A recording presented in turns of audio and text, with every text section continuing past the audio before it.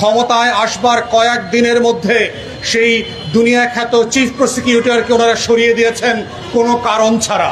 যারা গণহত্যা চালিয়েছেন তাদেরকে কোনোভাবে আইনের ফাঁকফোকর দিয়ে মাফ করিয়ে দেয়া যায় কিনা সেই আশঙ্কা আমরা বারবার দেখতে পাচ্ছি বাস্তবে রূপান্তরিত হচ্ছে।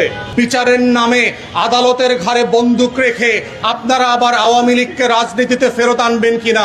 যেদিন আওয়ামী লীগ বাংলাদেশের রাজনীতিতে ফেরত আসবে সেদিন বিএনপি নামক দল বাংলাদেশের ইতিহাস থেকে নির্বাসিত হয়ে যাবে। দুঃখজনক হলেও সত্য, আজকে এই সরকারি দলের 5 মাস পূর্ণ হয়ে যাওয়ার পরেও বিচার এবং সংস্কার ব্যাপারে তাদের যে আগ্রহের ঘাটতি সেটা আরও বেশি পরিষ্কার হয়ে যাচ্ছে।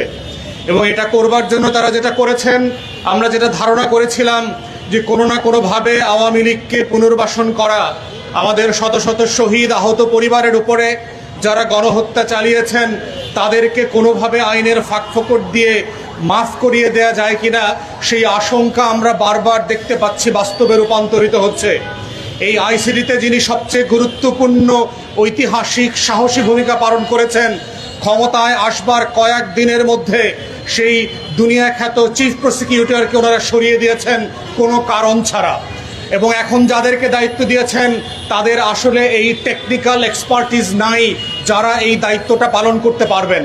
তাই আমরা সরকারকে আহ্বান করছি, যদি আপনারা নিজেদেরকে জুলাইয়ের পক্ষের শক্তি মনে করেন, যদি আপনারা মনে করেন গণ অভ্যুত্থানের বিচার এবং সংস্কারের ওয়াদা থেকে আপনারা সরে আসেন নাই, যদি আপনারা এখনও বিশ্বাস করেন যে আপনাদেরকে আমরাও বিশ্বাস করতে চাই যে আপনারা জুলাই সনদ বাস্তবায়ন করবেন এবং গণভোটের গণরায় বাস্তবায়ন করবেন, তাহলে অবশ্যই অবিলম্বে আওয়ামী লীগের নেতাকর্মী যারা ফৌজদারি অপরাধের সাথে জড়িত, প্রশাসনের যারা বিভিন্ন জায়গায় আইনশৃঙ্খলা বাহিনীর সদস্য, বিভিন্ন ফোর্সের যারা গণহত্যা এবং মানবতা বিরোধী অপরাধের সাথে জড়িত, তাদেরকে বিচারের মুখোমুখি করেন অবিলম্বে।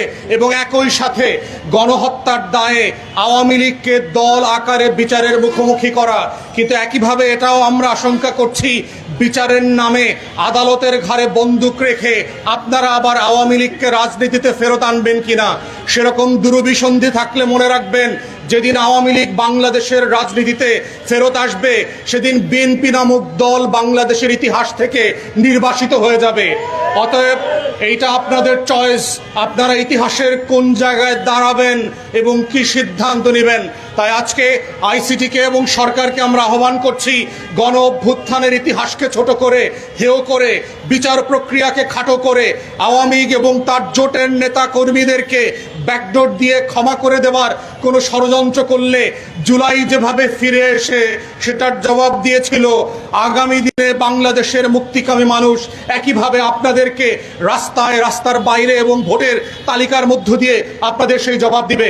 অতএব সময় থাকতে সাবধান হন এবং সঠিক সিদ্ধান্ত নেন। এই আহ্বান রেখে আমার বক্তব্য এখানেই শেষ করছি। সবাইকে অসংখ্য ধন্যবাদ। আসসালামু আলাইকুম। প্রবাসীদের জন্য নির্মাণ হচ্ছে দেশের প্রথম স্মার্ট সিটি, যেখানে থাকছে স্কুল, মসজিদ, হাসপাতাল, সুইমিং পুল, হেলিপ্যাড, পাঠাগার, জিম, সুপারমার্কেট, শিশু পার্ক সহ সকল নাগরিক সুবিধা।